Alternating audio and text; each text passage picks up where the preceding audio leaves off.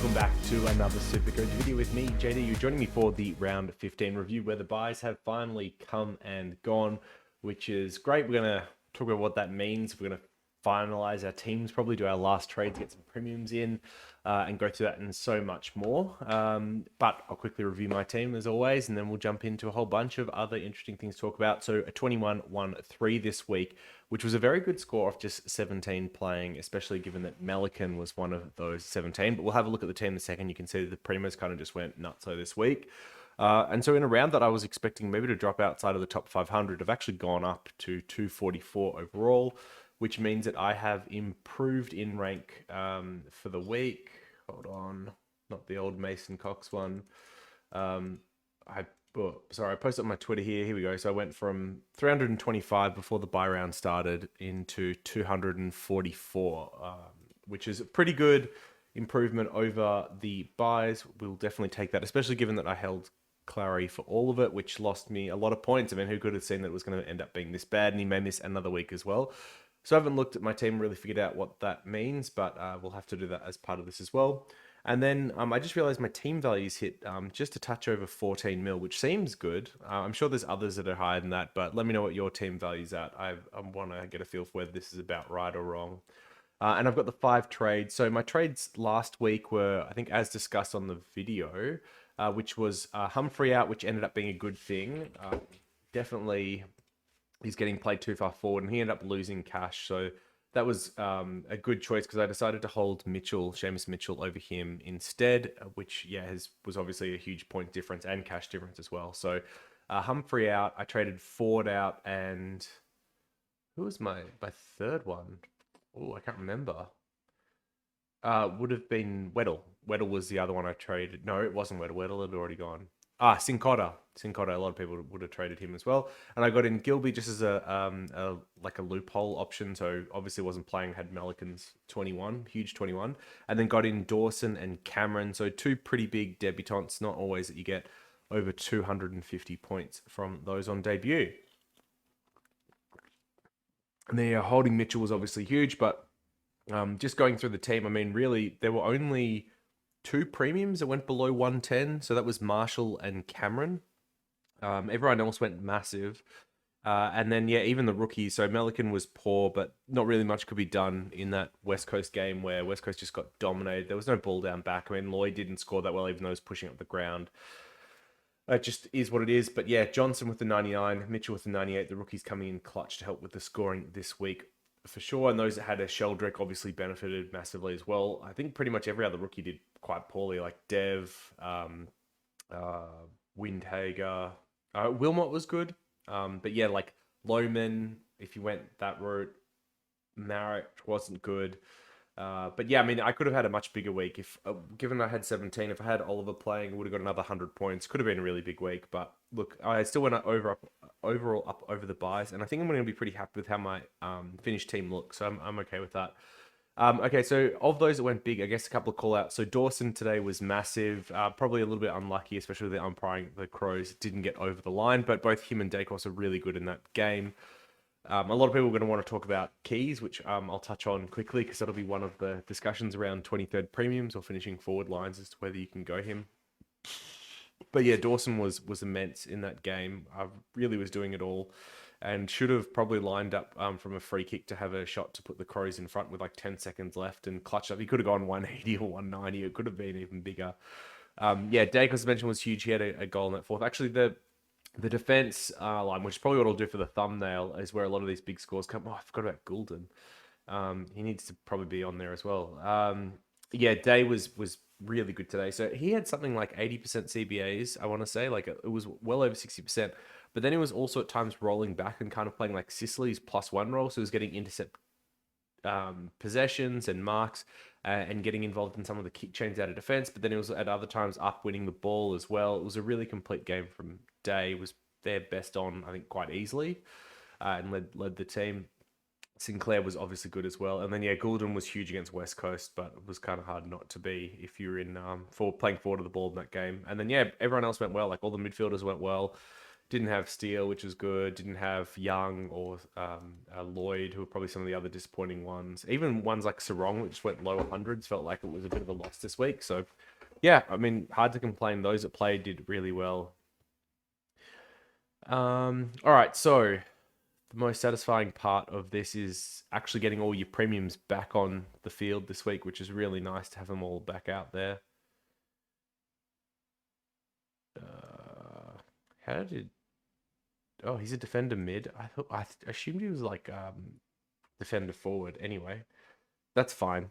I don't think it matters that much. All right, so final upgrade to me. I need a last defender this week. So in terms of who the top 5 are, I think it's the 4 I've got here: Dacos, Stewart, Dawson, Sinclair, and then Sicily would be 5. But I'm not going to wait around for Sicily.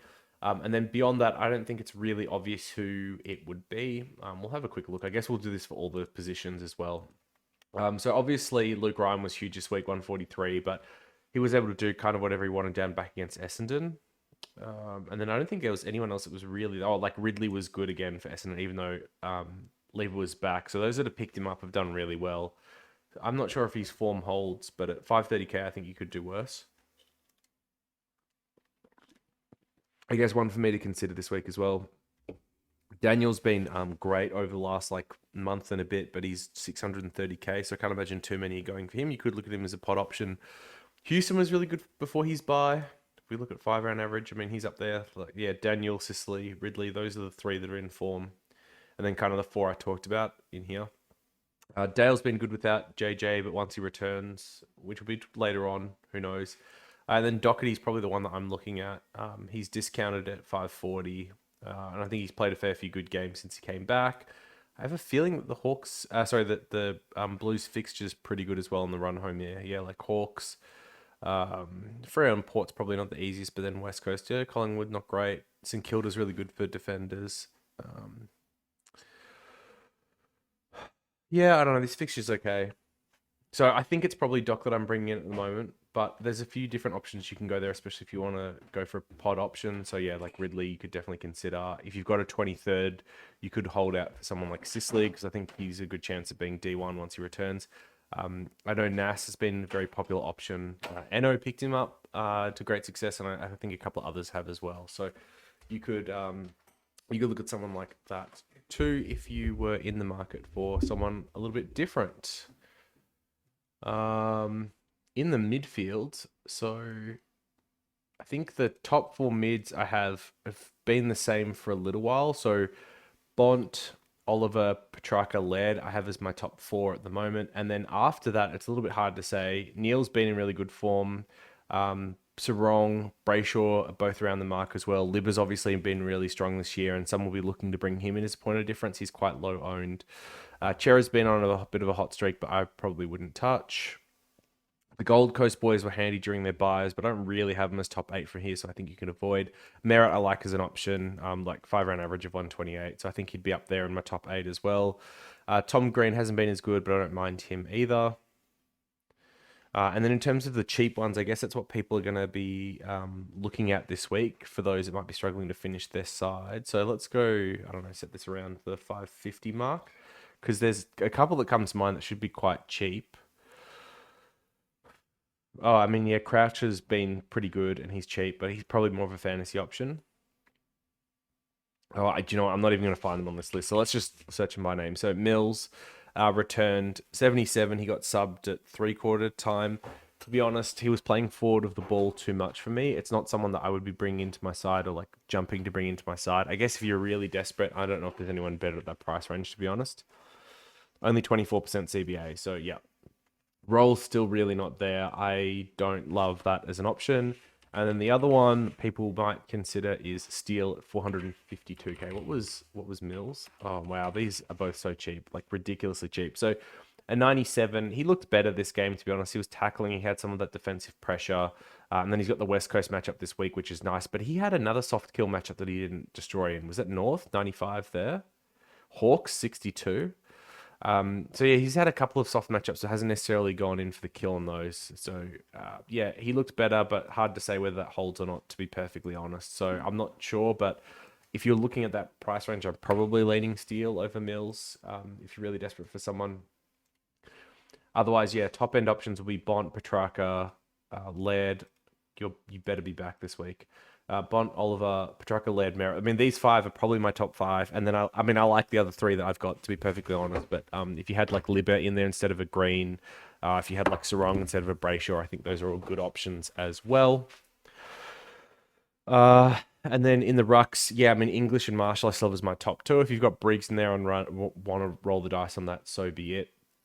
And then the forwards, yeah, I mean, these 6 are good. The other ones people are going to talk about are Keys, Himmelberg, as kind of like cheaper options alongside Darcy Cameron. I still have Cameron as the one I prefer the most. Keys looks good, and having a look at his CBAs, which I was doing earlier, it was up at 78% again. So, yeah, still continue to hold that midfield role. And we've seen in the past, actually, do I have it in my stats thing up here somewhere? Here we go. Here's some key stats. So in 2022, when he had that, mid-roll, you can see kind of through this CBA line here up until towards the end, he was going huge. So with over 70% CBAs, he went 111 in SuperCoach, 106 in Fantasy. And in this year, you can kind of see something similar. So when he's got 70% or more CBAs, he's got 109 SuperCoach, 107 Fantasy. So if he keeps this mid-roll, I think it is very likely that Keys is a top 6 forward from here and is great value for those that are asking. North matchup this week, really nice one to play him into. I still probably prefer Cameron, if I'm being honest, especially given the ruck flexibility, and there is a chance that Keys does lose his role. But yeah, 460k, I think you could do a lot worse than Keys. Those that jumped on him earlier than that, well done. Like you've rode some pretty good big scores. I was worried about how he would play in Collingwood, but survived fine. I mean, North, Essendon, GWS next 3, really soft fixture as well. So that's looking very good. But yeah, in terms of top 6 forwards, so I mean, Dunkley, Taranto, and Butters, I think it's hard to go past. And then like Goulden and Rosie are probably there or thereabouts. I'm not sure if they're locks. Butters is probably, McRae's probably in the same category, given that he had 0% CBAs before the bye. Daniel and Zebel probably, and she's all like more defender options probably to consider than forward. But yeah, I mean, this top 6 here is pretty good. Cogs, I think, will be just outside unless he gets into a really nice vein of form, but to be honest, it hasn't been great. And I don't really see anyone else coming from outside in, apart from, yeah, as we mentioned, Keys. Tex, if he gets on a hot streak, like most key forwards could do it for a little while. But yeah, I think that's pretty much it in terms of targets that I'd be looking at. And, even for the 23rd player, I think it's like Himmelberg, Keys. If Cameron ends up being your 23rd, then like that's fine. The problem with having like a Steele or a Mills as your 23rd player is that you can't really DPP them with anyone. So it's great cover if one of your mids goes down, but if any other line goes down and you've just got 9 mid-onlys, you can't move them around to actually get any cover. So you are looking for someone like a Himmelberg or a Keys that can move into different lines that enables you to swap around and make things happen. So I've got Melican and Johnson as cover at the moment. I have no forward cover, so Buller, but he's not going to play. So if if I bring Cameron into the ruck line at the moment, Mitchell could go forward, but that's obviously going to change once to do trades. So trades for this weekend, it's a little bit of a shame to actually have to move on Mitchell and Johnson with these low break evens. So they could clearly make more money if I wasn't ready to upgrade and finish my team this week, but points on field are more important than cash at the moment. So we'll be moving at least one, if not both of them on. And the plan is to bring in Doherty, which I said last week I was going to do in one trade. And I didn't realize that my Excel sheet that I was working off had double counted the bank, which is a very noob error. Just didn't have the time to double check my work during the week. So rather than having 4 trades left, I've got 3 trades left. And the real hurt part is it meant I could have probably brought in a higher priced rookie at the start of the buys and got a few extra points. I actually costed myself a fair bit by not doing my buy planning properly and early enough. And then in terms of trading options, I think this is like the hard part because who I'm trading in is going to determine who I'm trading out. So for example, if I could keep Johnson and get rid of Melican, I think that would be ideal because Johnson's job security is better. His scoring is going to be better from here, I'd say as well. But who is it that is going to be a good rookie this week? I mean, Ocean Mullen could come back and, I could free up money that way, give me 100k to get this trade done. Fahey's probably not coming back. We should go some averages. Yeah, I mean, like Constable and Wagner, no. Fleet and no. Yeah, so I don't really love anyone in that price range. To be honest, it needs to be cheaper anyway. I think the one that's defender only. Let's have a look at mids. Actually, yeah. So the mid one that I think might be coming back potentially this week is Bytel. Saints weren't good in the mids. Bytel had a huge week in the twos, like massive. So I think there's a chance he might come back, which would be then. I think would mean Johnson still has to go over Melican just because of where DPP is, and like there's no point having both Johnson and Bytel covering my mids and then Melican down back. I don't know, we'll see. Ruck, I don't think anyone comes in. I mean, we had the West Coast guy Jack Williams play, but he got injured and subbed out. I don't think Andrew's coming back. Moyle had another good game in the twos, but I think they're happy just to play one. And the forwards, I mean, Marrick's on the bubble, but playing in that West Coast forward line, do you really want him? No. We could get Cadman cheap. So I think, like, I would really like it to be like Bytel like this. Ooh. But I just don't think this is going to work because having these two covering in the midfield is no good. Unless Clary's out this week and then having both of them and be able to loop them would be ideal. Maybe I do that. We'll see. So yeah, that's I guess the other thing that's up in the air on my team. There's a chance Oliver misses again this week, which would be a nightmare. But let's just presume he doesn't, and we'll presume that Bytel plays. So Bytel, and then we will get in Doherty, I think is who I'm going to go for here. Funny thing is, I could go for like a Daniel type. And what's really annoying is if Sicily was around, like I could have probably made this work by going a cheaper option than Bytel and actually had a really nice defense. But hey, is what it is. So yeah, I think I'm going to go Doherty here. Bit of a pot option. Operating at a discount, but has been good in the last few games. I think this might be it. We'll see. And that'll be the completed team. Very nice. So, I mean, Melik and Bytel for cover. If Davey could come back, that'd be handy. Oh, well. Yeah, okay, don't hate that. I mean, yeah, where are the weak spots in my team? I think really I'm looking at it like Day obviously had a good week, but it's probably not the ideal D6. You'd rather have Daniel or Sicily when he comes back there. In the forward line, I'd rather have Butters than Cogs for sure, but I'm probably not using a sideways trade at this point. I'm going to keep the 3 for injuries, and having the cash and bank means I can move it around to anyone that I really want if someone goes out. In the midfield, would I have Tom Green at M8? Yeah, I think he's been good enough. I mean, I think I'm happy with Brayshaw and Green. I need to check their fixtures, but I think this is fine. It's probably only a couple of spots I think I'm quite weak on. So my team should be strong enough to come home decently well from here, but we'll see how we go. And then finally, vice captain captaincy for the week. We've got a full contingent to go on again. I mean, you'd have to look at anyone playing West Coast after what happened on the weekend. Unfortunately, it's the Saints, and I don't have Steele. And Sinclair's been good, but is he the type that is really going to rack up against them in a blowout? Would I trust him as a captain? I'm not sure about that. Melbourne. Yeah, Petrarca's been really good. 6 of his last 8 have been over 120. And if Ola's out again, maybe I could look at him as a captain, although he's always felt more like a vice captain than a captain choice. Doherty against the Hawks and Hawks against the Blues, probably not really. Port against Essendon. Did they already kill us like really badly once this year? Did we already play them once? We did. I think Butters went ballistic on us. I'd have to check that. So if you're a Butters owner, maybe that's one you look at. Given Porter hard to score, and I think that kind of throws Merritt out as an option. And by the way, I've got no idea why I kind of started with the last game and worked backwards, but that's where we're at. He did a 125. That's okay for Butters. So you could look at him as a captain option. I guess it's because I started with like who's West Coast playing. Gold Coast Collingwood. I probably still haven't seen enough out of Dacos to confidently put the C on him yet. And I wouldn't go any of the Gold Coast boys into the Pies. Dogs against Frio. I mean, Bont, in the form he's in, would be a decent option. But given how poor teams off the bye have been, I'm a little bit worried about doing that. Although, like, even though teams have been poor off the bye, some of the players have still scored well. 182 against Frio in round 6. So, I mean, that's decent form. These two. So, I guess Bont captain here, but it seems too obvious. And maybe they bring in someone to tag or do a bit of a job on him.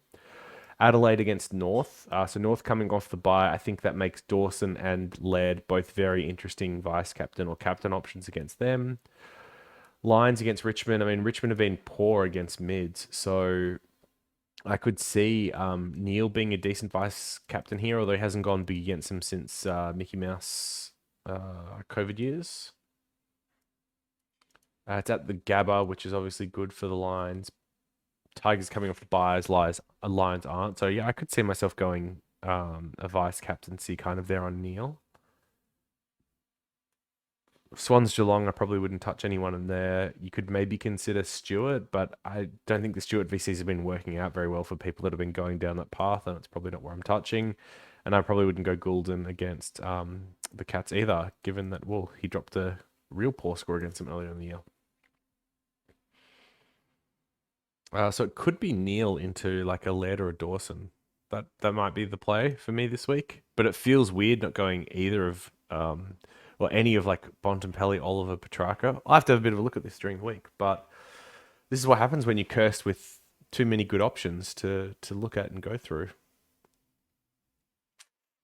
Okay, so I think that's the end of the video this week. They should get shorter from here on out because there's honestly just less to talk about now that teams are going to be pretty much upgraded. It's going to be more or less, should I trade this player if they've got a 1 week injury, if they've been suspended, whatever it is, and then who should I be trading them to? But yeah, hopefully, as you followed me through the buys, you've also been upgrading your team, and you're at the spot where you finished it now. There's no one left. If there is, that's fine. You've still got another week where you can kind of get them upgraded. Or if you're looking for cheap options, one that I've discussed on this video, let me know, and we can talk about some of those in the comments below. Otherwise, yeah, let me know what your team value was, and I'll see you in the next one. Peace.